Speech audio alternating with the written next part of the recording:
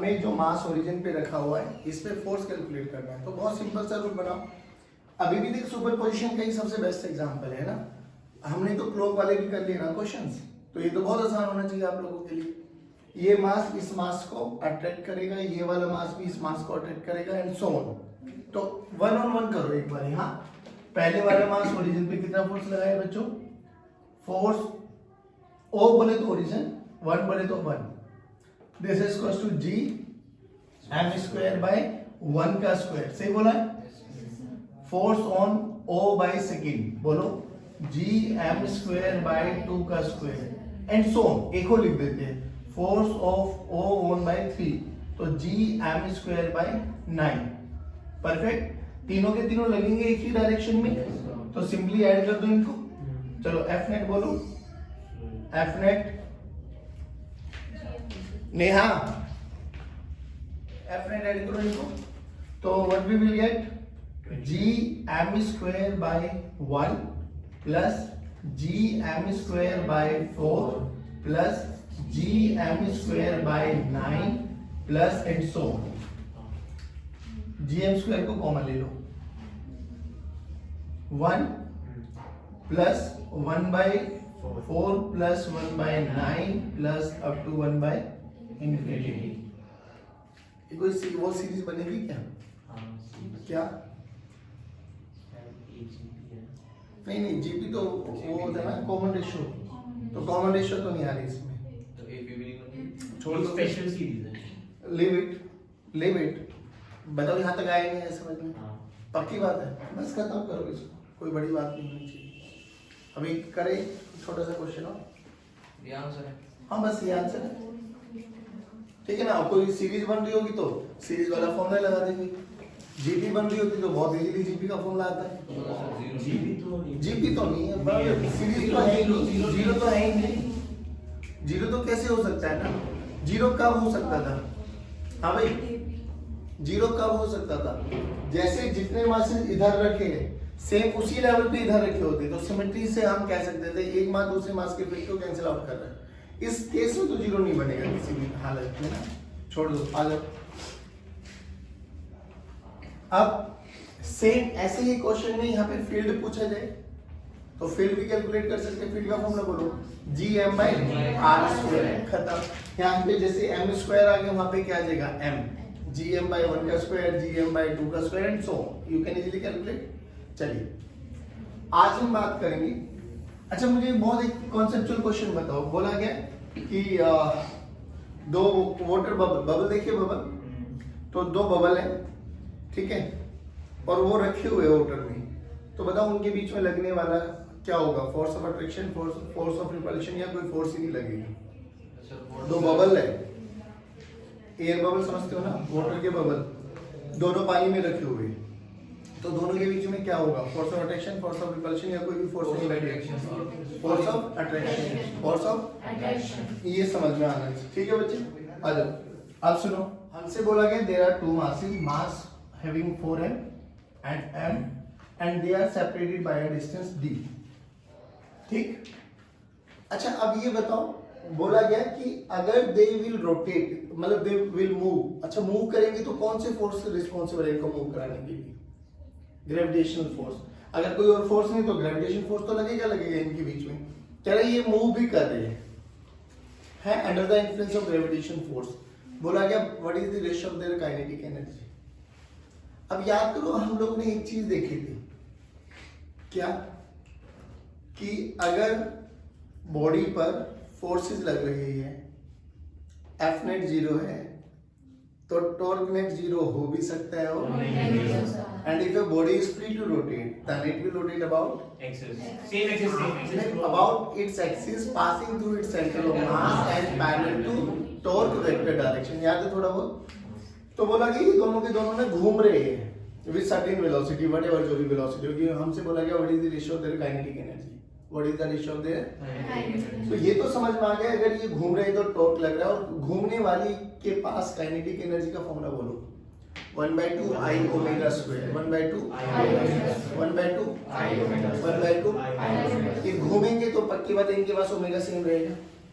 हाँ घूम रहे हैं तो इनके पास ओमेगा क्या रहेगा, सेम रहेगा, क्योंकि दोनों पे सेम ही फोर्स लग रहा है। हाँ। चलो अब ये घूमेंगे तो सेंटर ऑफ मास वाली एक्सिस के अबाउट सेंटर ऑफ मास कैसे कैलकुलेट किया जाए, याद तो हमें निकालना आता है, यहां से निकालना है, तो ये वाला मास इनटू इनके बीच का separation divided by total mass.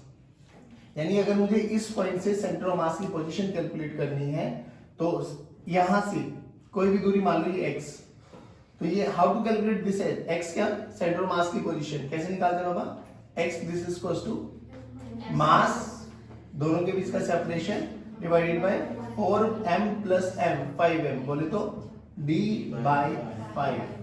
अच्छा ये d बाय 5 आ गया तो ये बोलो ये कितना आ जाएगा, 4d बाय 5 कितना आ जाएगा, 4d बाय 5, 4d बाय 5। अब घूम रहे हैं तो इसके पास भी काइनेटिक एनर्जी है, इसके पास भी काइनेटिक एनर्जी है, इसको पार्टिकल नंबर 1 मान लो, इसको पार्टिकल नंबर 2 मान लो। हमसे बोला गया find out kinetic energy of 1 by kinetic energy of 2। Kinetic energy का फॉर्मूला बोलो, 1 by 2 I1 स्क्वायर ओमेगा का square divided by 1 by 2 I2 omega का स्क्वायर। देखो I1 मतलब 1 by 2 cancel out, omega square cancel out. अब simply ये बताओ जब ये घूम रहे हैं तो इस वाले पॉइंट के अबाउट घूमेंगे, तो क्या इस पॉइंट के अबाउट इसका मोमेंट ऑफ इनर्शिया लिखना आता है हमें, बोलो moment of inertia formula mr square, mr तो I1 की वैल्यू बोलो, I1 की वैल्यू क्या हो जाएगी 4m इंटू r का बोले तो d बाय 5 का whole square divided by m into 4d by 5 का होल स्क्वायर। ध्यान से देखना बच्चों, m विल कैंसिल आउट, 5 का स्क्वायर कैंसिल आउट, d का स्क्वायर कैंसिल आउट। ध्यान से देखो ऊपर बनेगा 4 नीचे बनेगा 16, तो व्हाट वी विल गेट 1:4, तो k1 बाय k2 का रेशियो आ गया 1:4। आसान है मुश्किल है, आसान है अगर हमें चीजें समझ में आती है तो। रोटेट करेगी तो बस ये जरूर कैलकुलेट करना है, यहाँ पे d/2 मत कर देना, क्योंकि d/2 जब करते जब दोनों सिमेट्री होती, इधर भी 4m है और इधर भी 4m है, इधर भी m है इधर भी m है, तो अपन बोल सकते थे कि ये सेंटर ऑफ मास वाली एक्सिस के अबाउट घूमेगी d/2। लेकिन अलग अलग मास तो पहले सेंटर ऑफ मास कैलकुलेट करो, क्योंकि अगर body is free to rotate then it will rotate about an axis passing through its centre of mass and perpendicular to total vector direction. ये कंडीशन बताओ, यहां तक समझ में आया? चलिए ये कौन सी शेप थी? क्या बचे, शेप कौन सी शेप, जो हमने मोमेंट ऑफ इनर्शिया लगाया था, रॉड। ये कोई भी नहीं है, मोमेंट ऑफ इनर्शिया होगा पॉइंट पार्टिकल, इसके अबाउट निकालना है। यहाँ पर एक मास है जिसका मास m है, ये दूरी r है, तो इसका मोमेंट ऑफ इनर्शिया डायरेक्टली तो निकाल देते हैं mr स्क्वायर। पार्टिकल का तो mr स्क्वायर ही आता था ना, वो तो रॉड वगैरह डिस्क वगैरह वो तो एक अलग बॉडीज के बारे में बात आ रही थी ना हमारे पास। पहले यहाँ तक बात समझ में आया? अब सुनो, आज जो लेक्चर हम पढ़ने वाले हैं वैसे वो लेक्चर का as far as gravitation is concern इतना ज्यादा इंपॉर्टेंस है नहीं, बट वो अगर हमें समझ में आ जाता है ना तो ये समझ लेना कि ग्रेविटेशन बहुत ज्यादा आसान भी बन जाता है। हालांकि वो पूरा का पूरा 12th का कॉन्सेप्ट है, but I will try my best कि आप लोगों को समझा पाऊँ अच्छे से। सुनो, एक ना जैसे अलग अलग साइंटिस्ट के नाम पढ़े हम लोगों ने, न्यूटन साइंटिस्ट आया ना, बहुत सारे साइंटिस्ट के नाम हम पीछे भी पढ़ के आ चुके हैं। ऐसे हमारे एक साइंटिस्ट थे गॉस, ठीक है ना, उन्होंने गॉस थ्योरम, गॉस लॉ दिया था बेसिकली। सबसे ज्यादा इंपॉर्टेंट आती है इसकी इलेक्ट्रोस्टैट्स में, ठीक है ना। सेम उसी वर्जन पर यहाँ पर भी इंपॉर्टेंस आती है। तो इलेक्ट्रोस्टैट्स में इन्होंने क्या बोला, थोड़ा सा मैं आइडिया बताता हूँ कि close integral of E dot dA this is equals to q in by epsilon naught। अच्छा बच्चों, अब थोड़ा सा आप फैमिलियर हो जाओ इन चीजों के बारे में। यहाँ पर इलेक्ट्रिक फील्ड होता है, यहाँ पर ग्रेविटेशनल फील्ड था। यहाँ पे जो काम Q करेगा वो काम ग्रेविटेशन में मास करता है। यहाँ पर जो काम, देखो ग्रेविटेशन फोर्स का फॉर्मूला बोलना एक बारी, माइनस जी, हाँ minus G m1 m2 by r square. सुनो ठीक है ना, इलेक्ट्रोस्टैट्स का फॉर्मूला होता है k q1 q2 by r का स्क्वायर। नॉर्मली होता क्या है कि जब आपको इलेक्ट्रोस्टैट्स पढ़ाई जाती है ना और साथ के साथ बोला जाता है कि चलो भाई ग्रेविटेशन की भी तैयारी कर लो, तो सिंपली जब आप 12th में आते हो तो ग्रेविटेशन 5 से 10 मिनट का पढ़ाया जाता है बहुत इजीली। फिर 2-4 चीजें अलग रहती है कि सैटेलाइट वाला कॉन्सेप्ट रह गया है ना, कैपलर्स की लॉज वगैरह रह गई, वो एक अलग फंडा आ गया। सिंपली जब तक ये फोर्स, ग्रेविटेशन, मतलब फील्ड वगैरह ये concept, that will always remain same. बस फर्क देख, वेरिएशन क्या है। सिंपली वहां पे ये बोला जाता है कि k को रिप्लेस कर दो -g से, और q1 q2 को रिप्लेस कर दो m1 m2 से। यानी जो जो फॉर्मूले आप लोगों ने ग्रेविटेशन में पढ़े ना, आप उल्टा कर दो। -g को किससे रिप्लेस कर दो? k, और m1 m2 को q1 q2 से। और जो बच्चा 12th में पढ़ चुका होता है उनके लिए ये बोला जाता है कि k को किससे रिप्लेस कर दो? g से। अब k की जो वैल्यू होती है ना बाबा, k की वैल्यू होती है 1/4 पाई एप्सिलॉन नॉट। ये वाला फोर्स जो हम लोग ग्रेविटेशन में पढ़ रहे थे, that is independent of the medium. याद करो मैंने क्या बोला था कि दो मासेस को उठा के पानी में डाल दो, किसी भी मीडियम में लेके चले जाओ, एयर में लेके चले जाओ, वैक्यूम में लेके चले जाओ, फोर्स चेंज होने वाला नहीं है ग्रेविटेशन। बट ये वाला फोर्स जो कि चार्जेस के बीच का फोर्स है वो मीडियम डिपेंडेंट है। ये एप्सिलॉन नॉट मीडियम की प्रॉपर्टी होती है। बात समझ में आ गई? अभी कुछ मत समझो, बस इतना याद रखो कि ये एप्सिलॉन है, एप्सिलॉन नॉट इसको रिप्रेजेंटेशन है। तो देखो जब मैंने बोला k को -g से रिप्लेस कर दो, k की वैल्यू बोलो बच्चों 1/4 pi epsilon naught, this is equals to -g। यानी कभी कभार अगर मुझे 1/एप्सिलॉन नॉट की वैल्यू लिखनी पड़ेगी तो 1/एप्सिलॉन नॉट को क्या लिख सकते हैं हम लोग? -g4 पाई। खत्म, इतना याद करना बस। तो ये वाली लॉ क्या कहती है, देखो ध्यान से। यहां पर ये इलेक्ट्रिक फील्ड है बाबा, यहां पर है ये चार्ज इनसाइड गॉसियन सरफेस। अभी अब बेसिक इंट्रोडक्शन सुन लो। तो ऐसी ग्रेविटेशन में ये क्या दिया गया कि जो E है ना, E यहाँ पे इलेक्ट्रिक फील्ड है, यहाँ पर E क्या हो जाएगा? Gravitational field. तो मैं इसको इजी लिख देता हूं, ग्रेविटेशनल फील्ड, हाँ, dot dA this is equals to 1/एप्सिलॉन नॉट को क्या लिख सकते हैं? -g4 पाई, और q इन को क्या लिख सकते हैं? m, मास। ये है हमारे पास, ये एक लॉ दे दी इन्होंने, ठीक है। अब इसको थोड़ा सा आप ब्रीफली समझो कि रियलिटी में इन्होंने क्या बोला गया। देखिए आपको ना दो तीन चीजें समझते हैं। पहले इसका ना ये उठाते हैं, ये वाला क्वेश्चन, इसको बोलते हैं हम एरिया वेक्टर। तो अभी ये चीज ध्यान रखो कि एरिया एक स्केलर क्वांटिटी होती है, वेक्टर, एरिया एक वेक्टर क्वांटिटी होती है। कैसी क्वांटिटी होती है? कैसी क्वांटिटी होती है? एरिया एक वेक्टर क्वांटिटी होती है। देखो, और एरिया भी हमारे पास है ना बेटा, दो तरह से डिजाइन किए गए हैं। एक जिनको हम बोलते हैं ओपन सरफेसेस, जैसे आपका स्क्वायर हो गया, ट्रायंगल हो गया, डिस्क हो गई, सर्कल हो गया, दीज होना ओपन सरफेसेस। एक होते हैं आपके पास क्लोज्ड सरफेसेस, जैसे आपके पास डिस्क, क्यूब हो गया, क्यूबॉइड हो गई, सिलेंडर हो गई, है ना, स्फीयर हो गया, दीज होना क्लोज्ड सरफेसेस। तो as far as your open surfaces is concern, open surfaces समझ में आ गए? सिंपल ये बताओ, ये लेंथ दे दी, ब्रेड्थ दे दी, क्या मैं इसका एरिया निकाल सकता हूँ? हाँ, मैग्नीट्यूड तो निकालना मेरे लिए कोई बड़ी बात है, मैग्नीट्यूड तो हम अभी तक निकालते आए थे। लेकिन सर इसकी डायरेक्शन क्या होगी? तो अगर आपके पास ओपन सरफेस है तो एरिया वेक्टर हमेशा परपेंडिकुलर टू द सरफेस रहेगा। दिस इज प्लेन, तो एरिया वेक्टर हमेशा इस प्लेन के परपेंडिकुलर रहने वाला है। अब इधर भी रहेगा और इधर भी रहेगा। सर हम कौन सा चूज करें? जो सा आपका मन करे वो चूज करके बैठ जाओ, बस कंडीशन अप्लाई। अगर मैंने इस वाले एरिया को पॉजिटिव माना है ना, तो थ्रू आउट मेरे लिए यही एरिया वेक्टर काउंट करूंगा मैं। ध्यान आ गया? ऐसे नहीं दो स्टेप में इसको पॉजिटिव मान लिया, अगले दो स्टेप में इसको पॉजिटिव मान लिया, वो आंसर गलत हो जाएगा। क्या कि अगर ओपन सरफेसेज है तो मैग्नीट्यूड तो अभी तक वैसे निकालेंगे जैसे हम लोगों ने 8, 9, 10 स्टैंडर्ड में पढ़ा है। बस डायरेक्शन क्या निकालेंगे? ओपन सरफेस है तो हमेशा perpendicular to the plane, plane में दो सरफेसेस आएंगे, इन दोनों में से कोई सा भी एरिया वेक्टर आप चूज कर सकते हो, कोई टेंशन वाली बात नहीं है। आपकी अपनी अपनी नोटबुक रखी हुई है, बताओ उस नोटबुक का एरिया वेक्टर किधर बनाओगे? जल्दी परपेंडिकुलर टू द सरफेस बना के दिखा दो एक बार बस। Very good, perfect perfect perfect, ठीक है ना। एक होता है क्लोज्ड सरफेस। अब क्लोज्ड सरफेस में हम बात करें, मान लो ये क्यूबॉइड है आपके पास, है ना, कितने फेसेस आए बाबा? 1 2 3 4 5 6। अगर ये क्यूबॉइड है, ध्यान से देखो, तो इसके कितने, अब इंडिविजुअली प्लेन के बारे में बात करो, इसके कितने सरफेसेस?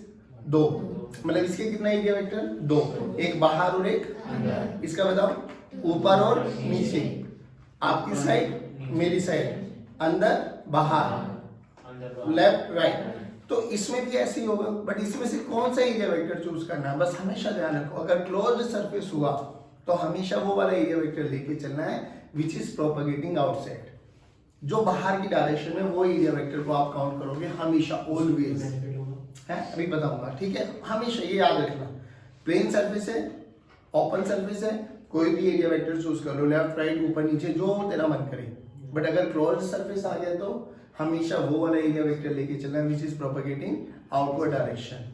जिस रूम में आप बैठे हो दिस इज अ क्यूब, ध्यान से देखो, इस वाले सरफेस का एरिया वेक्टर कौन सा लेके चलेंगे, ऊपर या नीचे, लेफ्ट या राइट, इसका कौन सा लेके चलेंगे, आउटवर्ड कौन सा होता है, नीचे होता है आउटवर्ड, हाँ कौन सा लेके चलेंगे, ऊपर, इसका बताओ बाहर, इसका बताओ ऊपर या नीचे, नीचे, इसका अंदर या बाहर, इसका बोलो अंदर या बाहर, दैट्स इट।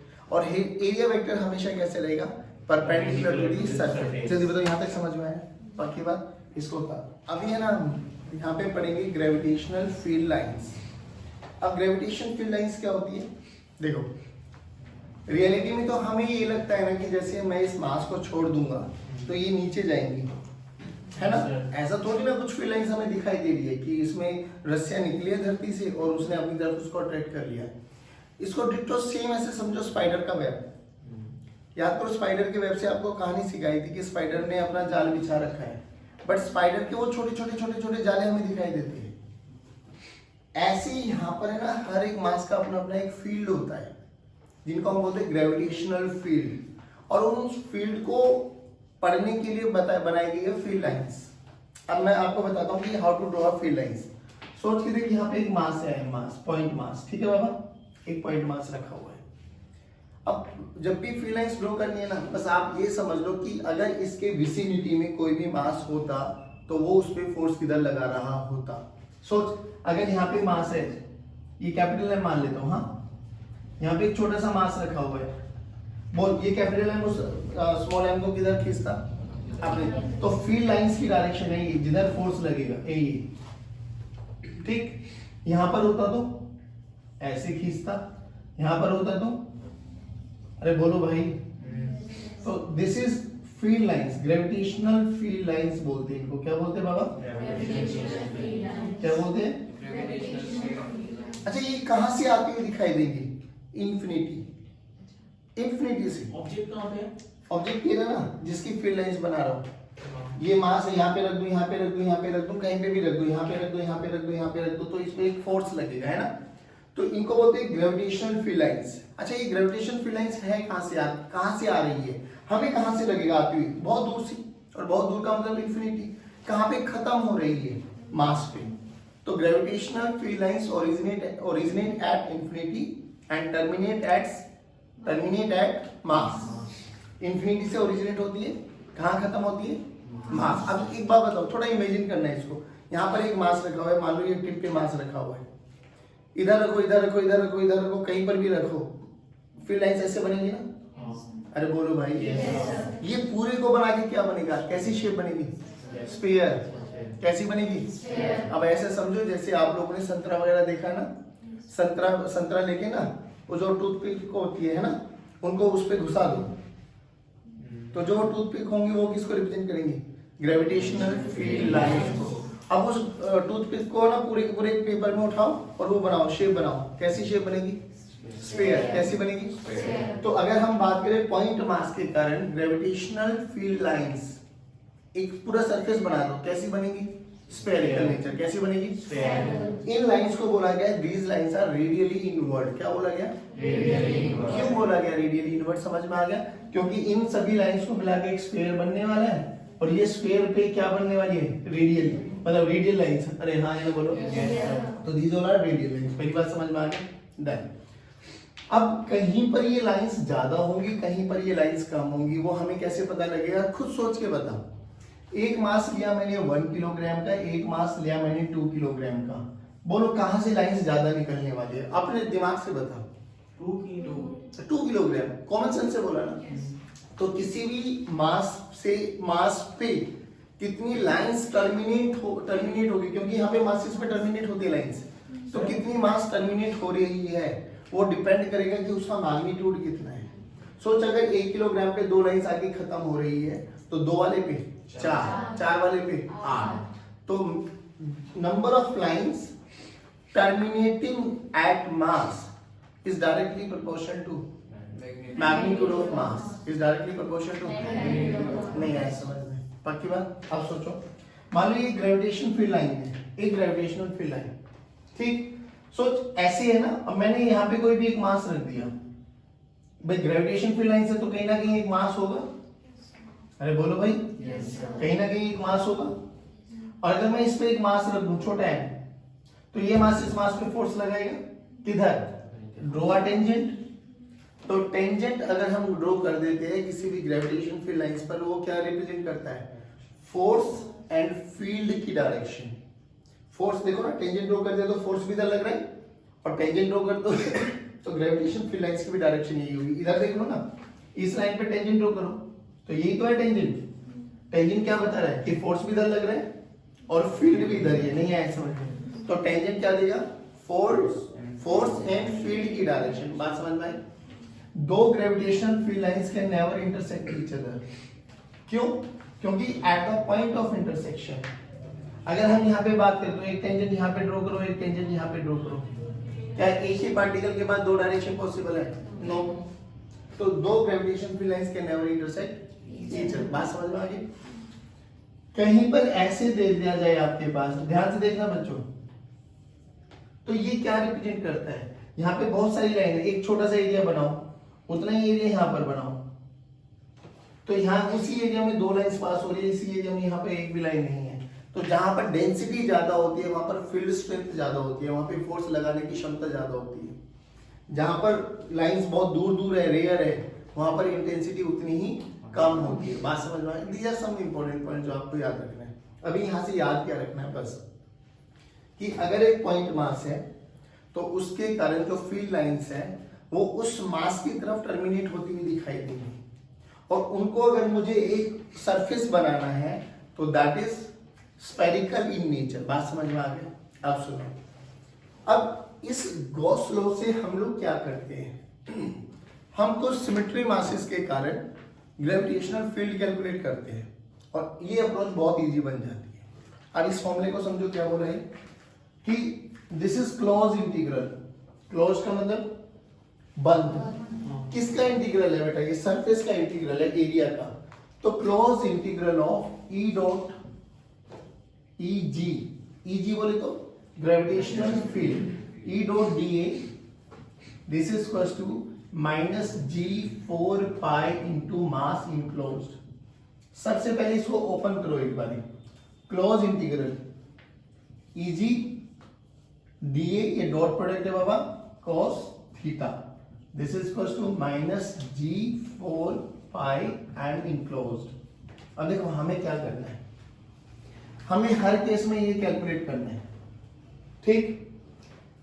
अभी डी मैं बताऊंगा कैसे पता लगेगा। हमें डी कैलकुलेट करना है, हमें थीटा कैलकुलेट करना है, और हमें एम इनक्लोज्ड कैलकुलेट करना है। देखो G4 पाई कांस्टेंट है, ये हमें कैलकुलेट करना है। तो अगर ये तीन चीजें मुझे पता लग जाए तो क्या मैं ग्रेविटेशन फील्ड कैलकुलेट कर सकता हूँ? अब सुनो, सबसे पहले आपको क्या करना है, सबसे पहले what you have to do, draw a highly symmetry Gaussian surface. अब ये गॉसियन सरफेस क्या हुआ, इट्स एन हाइपोथेटिकल सरफेस। सोच के देख, एक पॉइंट मास यहाँ पे रखा हुआ है, इसके कारण जो ग्रेविटेशन फील्ड लाइंस होंगी वो कैसी नेचर की होती है, रेडियली इनवर्ट, और उस शेप को बनाओ, कैसा बनेगा, स्फेरिकल। कैसा बनेगा? तो मैं सिंपली लिख देता हूं, जैसी फील्ड लाइंस वैसा ही गॉसियन सरफेस। खुद सोच के देखो, ये मेरे पास पॉइंट मास है, पॉइंट मास के कारण मैंने देखा फील्ड लाइंस कैसी नेचर की है, स्फेरिकल। तो गॉसियन सरफेस भी कैसा होगा, स्फेरिकल। खत्म। कैसा होगा, कैसा होगा, कैसा होगा। अच्छा मुझे एक चीज और बता, ये अगर मैंने एक स्फीयर बना लिया, बाबा इधर देख लो ध्यान से 2 मिनट के लिए, अगर ये एक स्फीयर बना लिया मैंने, स्फीयर कैसा है, ओपन है या क्लोज्ड है, तो एरिया वेक्टर की डायरेक्शन बाहर, एरिया वेक्टर की डायरेक्शन ध्यान से देख, एरिया वेक्टर बाहर है, फील्ड लाइंस अंदर है, तो ई और डी के बीच में एंगल बोलो, ई और डी के बीच में एंगल बोलो 180। सिमेट्री क्यों बोला गया वो समझ, क्योंकि यहाँ पे किसी भी पॉइंट पर देख लो ई और डी के बीच में बोलो एंगल कितना बनेगा, अरे सारे बोलो रे, सिमेट्री का मतलब समझ में आ गया कि एक पॉइंट पर जो एंगल बन रहा है ना थ्रू आउट कैसा रहना चाहिए, सेम। तो देखो draw a highly symmetric Gaussian surface. Gaussian surface कैसे, जैसा फील्ड लाइंस, और जनरली हमारे लिए स्फेरिकल है, और स्फेरिकल एक क्लोज्ड सरफेस है, तो फील्ड लाइंस भी कैसी होंगी, आउटवर्ड। अरे बोलो भाई, नहीं आया समझ में, पक्की बात है, डन। सेकंड, अच्छा यहां से क्या पता लग गया हमें, देखो थीटा पता लग गया हमें, तो ये तो चीज समझ में आ गई, तो यहां से मुझे थीटा पता लग जाएगा। अगला पार्ट क्या है कि calculate close integral of E dot D ए। अब खुद सोच के बताओ बाबा, थीटा की वैल्यू पहले पता लग गई, तो cos थीटा इट में भी 0 डिग्री, इट में भी 180 डिग्री, इट में भी 90 डिग्री, तो ये पता लग गया। तो cos थीटा को हटा दो अब 2 मिनट के लिए, कि थीटा की वैल्यू पता लग गई। अब क्लोज इंटीग्रल ऑफ डी, सोच के देख, जो कि इस मास से ये सभी के सभी पॉइंट सिमेट्री पर है ना, ये दूरी क्या होती है, r रेडियस। अगर इस पॉइंट पर ग्रेविटेशन फील्ड 10 है, तो इस पॉइंट पर भी कितनी होगी, क्योंकि मास से सेम दूरी पर है भाई, नहीं आया भाई, तो उस पूरे सरफेस पर सिमेट्री का यूज करते हम क्या बोल सकते हैं कि इस गॉसियन सरफेस के हर पॉइंट पर ई क्या रहेगा, सेम। क्या रहेगा, सेम। तो ई को तो बाहर लेके आ जाओ, थीटा पता लग गया। अब कैसा गॉसियन सरफेस माना था, स्फीयर। क्या स्फीयर का सरफेस एरिया नहीं आता निकालना, आता है, बोलो कितना, 4 पाई r। नहीं आया समझ में, तो ये पूरा का पूरा पता लग गया हमें। ई हमें कैलकुलेट करना है, g 4 पाई हमें पता है। m इनक्लोज्ड, m इनक्लोज्ड क्या है भाई, m इनक्लोज्ड वो वाला मास जो गॉसियन सरफेस के अंदर आता है, वो वाला mass which is inside the Gaussian surface. अब मैं थोड़ा सा तुम्हें बहुत कॉमन सेंस का एक एग्जांपल देता हूं। मान लो there are 4 masses m1 m2 m3 m4, और मैंने इन 2 मासेस को लेके गॉसियन सरफेस बनाया, ध्यान से सुनना। और मुझसे बोला गया कि कैलकुलेट ए, इस पॉइंट पर ग्रेविटेशन फील्ड कैलकुलेट करनी है। तो इस फॉर्मूले में ना एक चीज और समझना है, वो भी समझो। इस ए पॉइंट पर बताओ क्या सभी के सभी मासेस अपना फील्ड बनाएंगे, नहीं बनाएंगे? हाँ, फील्ड एक वेक्टर क्वांटिटी है या नहीं है? तो सबको इंडिविजुअली निकालो और वेक्टोरियली ऐड कर दो। तो ध्यान से सुनो, इस फॉर्मूले में जो ये ईजी है यानी ग्रेविटेशन फील्ड है, this is due to all the masses, due to all the masses whether inside or outside the Gaussian surface. This is Gaussian surface, चाहे वो मास गॉसियन सरफेस के अंदर हो या बाहर, फील्ड में तो सबका कंट्रीब्यूशन होगा सर। लेकिन जो ये मास इंक्लोज है ना बाबा, केवल और केवल वो वाला मास जो गॉसियन सरफेस के अंदर है। तो यहाँ पर क्या वैल्यू लिखेंगे हम, m1 plus m2, m1 plus, बात समझ में आ गया? पक्की बात। दोबारा देखो इन सब चीजों में थोड़ा थोड़ा क्लैरिटी बनी है कि E dot dA this is equals to या dA this is equals to minus g 4 pi m inside. नहीं आया बाबा? श्योर? पक्का? अब इसके एक बेसिस पे ना बहुत छोटी सी चीज बताता हूँ मैं आपको। जैसे हमसे बोला गया कि मेरे पास है ना बच्चों एक, अब होलो मास बोलो यानी एक स्फेरिकल शेल बोलूं या सॉलिड मास बोलूं। सॉलिड देखो, सॉलिड और स्फेरिकल में समझ में आता है क्या डिफरेंस है? Solid is just like your तरबूज, hollow is just like your football. जो अंदर से खाली है होलो और जो भरा हुआ है सॉलिड। अब थोड़ा थोड़ा याद करो, हम लोगों ने लैम्डा सिग्मा रो यूज किया था वायर के लिए, ऐसा जिसके पास सरफेस है, वॉल्यूम है, रो। अब now listen to me very carefully. हमसे बोला गया, देखना मैं यहाँ पे करके दिखाता हूँ and you will be surprise कि मजा आता है बहुत आसानी से। हमसे बोला गया एक स्फेरिकल शेल है। जैसे ही मैंने बोला स्फेरिकल शेल है, बोले तो क्या समझ में आया आपको? लैम्डा सिग्मा रो स्फेरिकल शेल, लैम्डा सिग्मा रो, लैम्डा सिग्मा रो, लैम्डा सिग्मा रो, सिग्मा। अबे स्फेरिकल शेल है भाई, सरफेस सरफेस पे मास है बस। कैसा है? सिग्मा। हाँ सिग्मा, डन, परफेक्ट। तो हमसे बोला गया कि हमारे पास एक स्फेरिकल शेल है ना, this is spherical shell, mass m है, रेडियस r है। बोला गया calculate electric field at this particular point A. Electric field, so मैं मेरे मुंह से इलेक्ट्रिक फील्ड निकले तो समझ जाना कि मैं क्या बोल रहा हूँ, ग्रेविटेशन फील्ड। बोला गया कैलकुलेट ग्रेविटेशन फील्ड एट ए। कुछ नहीं करना अभी हमें सबसे पहले क्या करना है कि भाई ये मासेज है, छोटे छोटे छोटे छोटे मासेज है, तो जो फील्ड लाइंस होंगी वो इस मास की तरफ होंगी। अरे बोलो यार, कैसे नीचे की? रेडियली। अरे बोलो भाई, इस पॉइंट पे निकालना है तो जिस पॉइंट पे निकालना चाहते हो सबसे पहले क्या ड्रॉ कर दो, गॉसियन सरफेस। कैसा बनेगा? स्फेरिकल। तो मैं एक स्फेरिकल गॉसियन सरफेस बना देता हूँ, आधा बना दिया, तुम पूरा कर लेना। चलो मैं कर देता हूँ, ठीक है? गॉसियन सरफेस मैंने बनाया, ठीक है, परफेक्ट। क्या इस गॉसियन सरफेस के अंदर पूरा का पूरा मास आ गया? हाँ, ये पॉइंट याद रखना। अब दूसरा, इस गॉसियन सरफेस पे यहाँ से यहाँ की दूरी मान लो लेट्स से x। क्या मान लो? क्या मान लो? क्या मान लो? क्या मान लो? अभी हमें नहीं पता फील्ड लाइंस किधर है, हमारी मर्जी, हम अंदर माने या बाहर माने, है ना? आप तो कुछ भी मान लो। मान लो कि हमने एरिया वेक्टर बाहर लिया और मुझे नहीं पता कि फील्ड लाइंस किधर है, मैं मान लेता हूँ कि बाहर ही है फील्ड लाइंस भी। तो मेरे पास E और DA एक छोटा सा एरिया, और E और DA दोनों एक बाहर है। थीटा की वैल्यू बोलो, थीटा की वैल्यू बोलो, थीटा की वैल्यू बोलो। यहाँ पर भी बोलो, E भी बाहर, DA भी बाहर, थीटा की वैल्यू। तो सिमेट्री समझ में आ गया, थीटा समझ में आ गया। तो देखो सिमेट्री समझ में आ गया, थीटा समझ में आ गया। अब क्या निकालना है? Calculate E dot DA। अब यहाँ से हर एक पॉइंट x दूरी पर है बच्चों, तो जो E की वैल्यू यहाँ पर होगी वो यहीं पर होगी, तो E कॉमन ले लो, E को बाहर ले लो, क्लोज इंटीग्रल ऑफ DA। अब DA का इंटीग्रल बताओ, यहाँ से यहाँ तक की दूरी x है, एक स्फीयर बना जिसका रेडियस कितना है? x। तो क्या बनेगा? 4 pi x square, 4 pi is equal to minus times of g 4 pi, minus time g into m enclosed, into, और m इनक्लोज्ड में देखो गॉसियन सरफेस के अंदर पूरा का पूरा मास आ गया, तो m रख दो बस सिंपली। तो देखो 4 पाई ने 4 पाई को मारा तो E की वैल्यू देखो कितनी आई, minus G capital M by X square, capital M by X square, capital M by यानी पॉइंट टू बी नोटेड।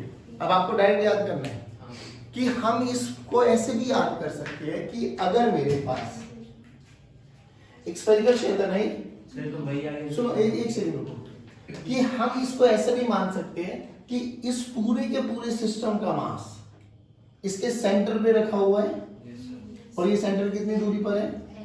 तो ये तो फॉर्मूला अभी तक पढ़ते आए थे, नहीं आया पक्का? हाँ ये हो गया, ठीक है ना? आगे ना, अब एक बात और बताओ मुझे, सोच के देखो, अगर ये सॉलिड स्फीयर होता तो मास अभी भी m है, रेडियस अभी भी r है, और पॉइंट अभी यहाँ पर है, तो पॉइंट अभी यहाँ पर है, तो चुपचाप अभी भी डायरेक्ट बोल सकता हूँ मैं आंसर कि सर इसमें भी तो यही करेंगे। फिर डायरेक्ट आंसर बोलो, minus G M by X square, minus G M by X square, minus G M by X square, minus G M by X square. सोच कर एक मैं बोलूं कि एक पॉइंट यहाँ पे सरफेस पर है, सरफेस पर है।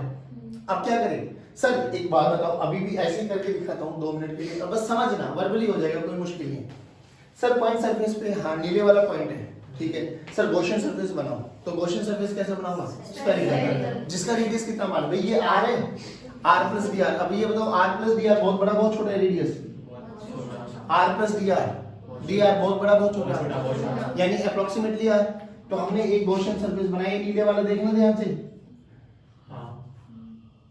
भाई इतना बता दे पूरा का पूरा मास है इसके अंदर, या कुछ मास बाहर है, तो अभी भी सेम आंसर आएगा, बस फर्क क्या आ जाएगा, जहां पर x लिखा था वहां पर क्या आ जाएगा? r। क्या आ जाएगा? क्या आ जाएगा? यानी minus G M by R, minus G difference को मैं इग्नोर कर दूंगा। क्या मुझे थोड़ा सा डिफरेंस, डी आर कितना होता है अप्रोक्सीमेटली नेग्लिजिबल पे, क्या है बताओ जल्दी? जी minus G by R square. तो इसके सरफेस पे भी बोलो कितना आएगा? Minus G by R square, minus G M by R square. Surface पे बाहर x, अंदर okay. Now listen to me very carefully. ये क्या था? Spherical shell. अब आप पूछने लगे हो सर इसके अंदर बताओ, अंदर भी तो पूछ सकते हैं ना स्फेरिकल शेल के। हाँ तो क्या करना है, कुछ नहीं करना, अंदर देखो स्फेरिकल शेल के मान लो ये पॉइंट है, this is point inside this spherical shell. तरीका तो अभी भी क्या है, गॉसियन सरफेस बनाओ। ये बताओ गॉसियन सरफेस के अंदर मास आया है या नहीं आया? कहाँ आ गया भाई, सारा मास तो बाहर है ना, अंदर तो मास है ही नहीं। अच्छा वो नहीं बाहर आ रहा है। गॉसियन सरफेस के अंदर मास आया क्या? नहीं सर। अरे मास नहीं है तो m की वैल्यू क्या हो गई? जीरो। m की value zero into something zero, यानी इनका प्रोडक्ट जीरो है। अब इनका प्रोडक्ट जीरो है तो क्या क्या जीरो हो सकता है, सोच के देख। या तो E जीरो होना चाहिए या DA जीरो होना चाहिए। बट जब आपने ये गॉसियन सरफेस माना है बाबा और इसका दूरी r मान ली, तो इसका सरफेस एरिया तो है 4 पाई r स्क्वायर। अरे हाँ ना बोलो, तो DA तो जीरो, तो क्या जीरो होगा? E क्या जीरो होगा? यानी स्फेरिकल शेल के अंदर ग्रेविटेशन फील्ड कितना होता है? जीरो। कितना होता है? कितना होता है? ध्यान से सुन, solid sphere, spherical shell, outside और सरफेस पे अगर रेडियस r है, मास m है, तो दोनों के रिजल्ट क्या है? सेम। सरफेस पे बोलो minus G M by R square, centre से x दूरी पर minus G M by X square. Spherical shell के अंदर जीरो, सॉलिड शेल के मतलब सॉलिड स्फीयर के अंदर जीरो, क्योंकि जब भी आप यहाँ पे आओगे देखो तो हाँ मास आएगा जरूर कुछ ना कुछ, ये वाला वो पूरा मास आएगा इसकी कोई गारंटी नहीं, बट कुछ तो मास रहेगा। तो उसमें जो फील्ड कैलकुलेट करेंगे तो इस फील्ड में केवल और केवल ये नीले वाला मास कंट्रीब्यूट करेगा। क्या ये चीज समझ में आई? Now how to calculate this नीले वाला मास? नहीं, हाउ टू कैलकुलेट दिस नीले वाला मास? अरे यार कैसे, बहुत इजी है। पहले बताओ सॉलिड के लिए क्या यूज करेंगे? लैम्डा सिग्मा रो, लैम्डा सिग्मा रो। अभी मैं ये मान के चलूंगी यूनिफॉर्म डिस्ट्रीब्यूशन है, तो रो इनटू v, छोटे वाले की वॉल्यूम, छोटे वाले की वॉल्यूम मान लो ये दूरी r है तो 4/3 पाई r, और रो को कैसे लिखेंगे? मास पर यूनिट वॉल्यूम। तो बड़े वाले का मास m, बड़े वाले की वॉल्यूम 4/3 पाई r क्यूब। नहीं आया समझ? बड़े वाले को क्या वॉल्यूम? आई टेल यू, देखो चलो करा दो इसको भी, 2 मिनट लगेंगे, सुन लो बस। सॉलिड स्फीयर, ये सॉलिड स्फीयर है बाबा जिसका मास m है, रेडियस r है, और मैं अंदर देख रहा हूँ, सेंटर से ये पॉइंट मान लेता हूँ x दूरी पर, तो मैंने यहाँ गॉसियन सरफेस बनाया। इस गॉसियन सरफेस के अंदर मास मान लिया मैंने m1। कितना मान लिया? कितना मान लिया? तो यहाँ पे फॉर्मूला लगाओ, E ऐसे मत देखो, हाँ E मैंने ग्रेविटेशन फील्ड लाइंस बाहर मानी, एरिया वेक्टर भी बाहर माना, थीटा की वैल्यू, ग्रेविटेशन फील्ड बाहर, एरिया वेक्टर बाहर, थीटा की वैल्यू 0। चलो वर्बली कर दो इसको जल्दी जल्दी। अब E DA cos 0 1, E बाहर रहेगा, सिमेट्री है, DA बोलो यहाँ से 4 पाई x स्क्वायर, 4 पाई4 पाई, तो ये वाली टर्म क्या बन गई मेरे पास? E into 4 pi x square, this is equal to minus G m1 into 4 pi. अब बात ये हाउ टू कैलकुलेट m1 ना, तो m1 तो आता है मुझे निकालना। इस पूरे के लिए क्या चीज कांस्टेंट है? रो, तो रो लिखो पूरे के लिए, मास पर यूनिट 4/3 पाई r क्यूब, ये पूरे का है। अब अगर मुझे m1 लिखना है तो m1 को कैसे लिखूं? m1 is equal to rho into v1, rho into, क्योंकि डेंसिटी तो यूनिफॉर्म है ना, तो रो की वैल्यू को उठा के ये रख दो, v1 की वैल्यू को बोलो 4/3 पाई x क्यूब, 4/3 पाई, इसकी वॉल्यूम 4/3 पाई रखो। तो m1 देखो m इंटू 3/4 पाई r cube into 4/3 pi into x cube. देखो 3 4 पाई में 3 4 पाई को मारा तो m1 की वैल्यू देखो वहां से क्या आ गई?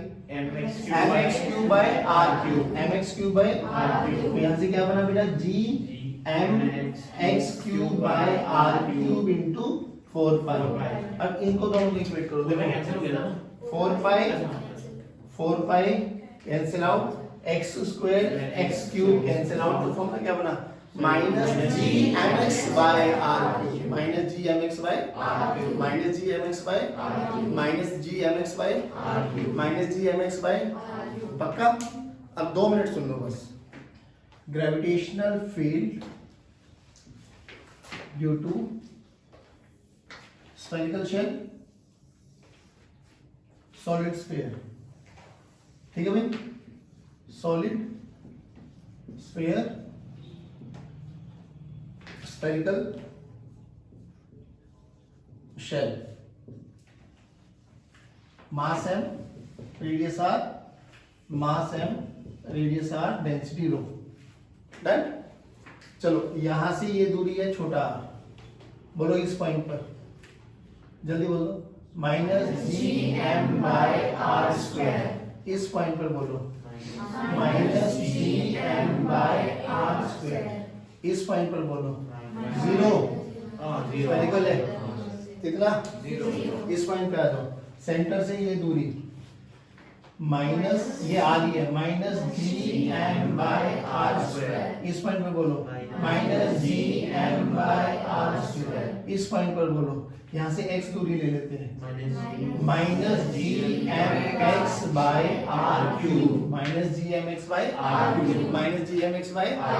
Now we have to plot a variation between E versus x, E versus x, E versus x। अब एक चीज समझ लो बेटा, E नेगेटिव है, देखो ध्यान से, तो ग्राफ स्टार्ट्स फ्रॉम हियर, ये पॉजिटिव है तो ये क्या हो जाएगा नेगेटिव। ये समझ में आ रहा है? अभी सुनो, यहां से यहां कितना है 0, तो यहां से यहां 0। अब इस पॉइंट पर देखो -gm/r² और ये देखो -gm/r², जो कि मुझे पता है छोटा r इज ग्रेटर देन, तो E at A is greater than E at B, E at यानी सरफेस पर इलेक्ट्रिक फील्ड या ग्रेविटेशन फील्ड मैक्सिमम है, कितना है मुझे नहीं पता, ये वाली वैल्यू मान लेते हैं यहाँ पर -gm/r²। और जैसे ही बाहर निकलो तो देखो फील्ड घट रही है बढ़ रही है, घट रही है, तो ये ग्राफ आ जाएगा आपका, ठीक है भाई, दिस वाला ग्राफ। यहां तक समझ में आया? उधर आ जाओ, ध्यान से देखो, x की वैल्यू को 0 पुट कर दो, x की वैल्यू को 0 पुट करो, अरे बोलो भाई, अरे यहाँ पे x की वैल्यू को 0 पुट कर दो तो सेंटर पे आ गए, तो सेंटर पे कितनी है 0, सेंटर पे कितनी है, कितनी है 0। और फिर E और x के बीच में देखो ग्राफ कैसा बनेगा, स्ट्रेट लाइन, कैसा बनेगा, कैसा बनेगा, कैसा बनेगा, कैसा बनेगा, कैसा बनेगा, स्लोप कैसी है नेगेटिव, तो acute angle obtuse angle obtuse, तो graph will be like this, linear. फिर यहाँ पर सरफेस पर आगे, सरफेस पर कितनी है -gm/r²। अभी भी देखो -gm/r² और -gm/r², कौन सी बड़ी है, सरफेस वाली या बाहर वाली, सरफेस वाली मैक्सिमम है, फिर घटेगी, ठीक है भाई, ठीक है। ये दोनों ग्राफ ए वर्सेस आपके, डन। थोड़ा थोड़ा आइडिया लगा कि स्फेरिकल शेल भाई, E की मैक्सिमम वैल्यू देखो, x की मैक्सिमम वैल्यू देखो, graph will be a straight line passing from origin with slope negative, तो नेगेटिव स्लोप ये ना, तो यहां से यहां तक आ गया सरफेस तक, जब तक r की वैल्यू किसके बराबर नहीं आएगी, कैपिटल R, यानी x की वैल्यू यहां पे कैपिटल R के बराबर है, r इज रेडियस, ठीक है, यहां पे x की वैल्यू 0। फिर यहां पर और यहां पर देखो, छोटा r बड़ा है बड़े r से, तो जिसका डिनोमिनेटर बड़ा होता है उसकी वैल्यू छोटी होती है, यानी इन दोनों वैल्यू में ये वाली वैल्यू बड़ी है, तो यानी जब यहाँ से यहाँ जाएंगे तो फील्ड घटता चला जाएगा और इंफिनिटी पे क्या हो जाएगा 0, क्या हो जाएगा 0। जल्दी बताइए, पूरा समझ में आया? श्योर? ये लेक्चर था आज का, जो तुम्हें समझ में आना बहुत जरूरी है, हाँ रिवाइज करना जरूरी, बिना रिवाइज के मैं फिर कह रहा हूँ, रिजल्ट याद रख लेना बहुत जरूरी है, कैसे भी निकले रिजल्ट याद करना, और ये रिजल्ट जरूर याद कर लेना, स्फेरिकल शेल के अंदर इलेक्ट्रिक फील्ड 0 होती है, बट उसके अंदर 0 -gmx/r², बहुत सारे क्वेश्चंस पूछे जाते हैं, बताओ सॉलिड स्फीयर के r/2 दूरी पर फील्ड कितनी होगी, तो x की वैल्यू को क्या रखना है r/2, दैट्स इट। चलो ठीक है बच्चों, थैंक यू वेरी मच।